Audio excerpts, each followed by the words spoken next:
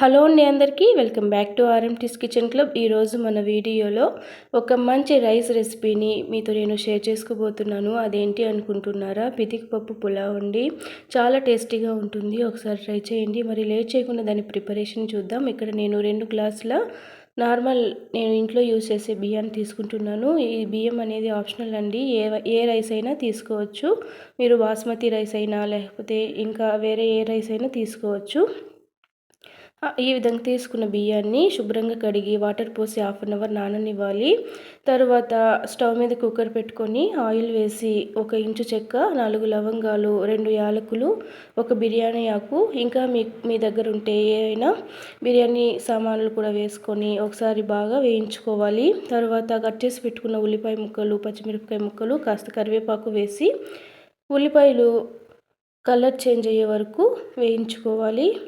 ఉల్లిపాయలు ఈ విధంగా బాగా కలర్ చేంజ్ అయిన తర్వాత ఇందులోకి 1 టేబుల్ స్పూన్ దాకా అల్లం వెల్లుల్లి పేస్ట్ వేసుకొని పచ్చివాసన పోయే వరకు వేయించుకోవాలి.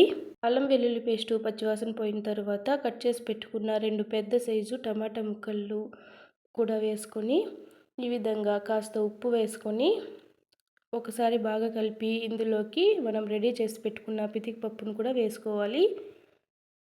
ఈ పితికి పప్పును ఎలా ప్రిపేర్ చేసుకోవాలో నేను ప్రీవియస్ వీడియోస్లో చూపించానండి. తెలియని వాళ్ళు ఇంట్రెస్ట్ ఉంటే ఒకసారి చూడండి. ఈ విధంగా పితికి పప్పును వేసుకున్న తర్వాత ఒకసారి బాగా కలిపి ఇందులోకి 1 గుప్పెడు దాకా కట్ చేసుకున్న కొత్తిమీర, పుదీనాను వేసి ఈ విధంగా బాగా కలిపి మనం వేసుకున్న టమాటా ముక్కలు మగ్గే వరకు మగ్గించుకోవాలి. ఈ విధంగా టమాటా ముక్కలు మెత్తగా మగ్గనివ్వాలండి.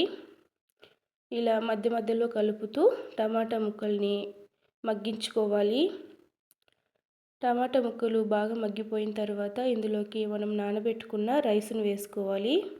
ఈ విధంగా రైస్ను వేసుకున్న తర్వాత ఒకసారి బాగా కలుపుకోవాలండి. రైస్ అంతా బాగా డ్రై అయ్యే వరకు కలుపుకున్న తర్వాత ఇందులోకి వాటర్ తీసుకోవాలి. నేను 2 గ్లాసుల బియ్యానికి 4 గ్లాసులు వాటర్ తీసుకుంటున్నాను.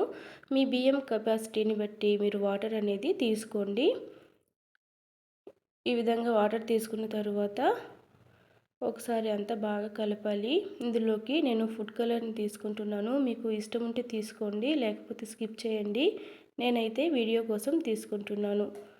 తర్వాత ఇందులోకి కాస్త గరం మసాలా పౌడరు, అలాగే ఉప్పు సరిపోయిందో లేదో చూసుకొని సరిపడినంత ఉప్పు కూడా వేసుకొని ఒకసారి బాగా కలిపి చివరిగా కాస్త కొత్తిమీర, పుదీనా, అలాగే నెయ్యి వేసుకోవాలండి. నెయ్యి అనేది ఆప్షనల్, మీ దగ్గర ఉంటే వేసుకోండి, లేకపోతే లేదు.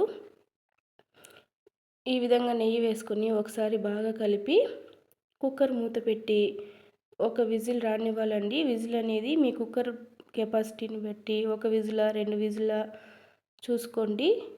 విజిల్ వచ్చిన తర్వాత స్టవ్ ఆఫ్ చేసి ఆవిరంతా పోయిన తర్వాత మూత తీస్తే చూసారా, వేడి వేడి పులావ్ చక్కగా రెడీ అయిపోయింది కదా.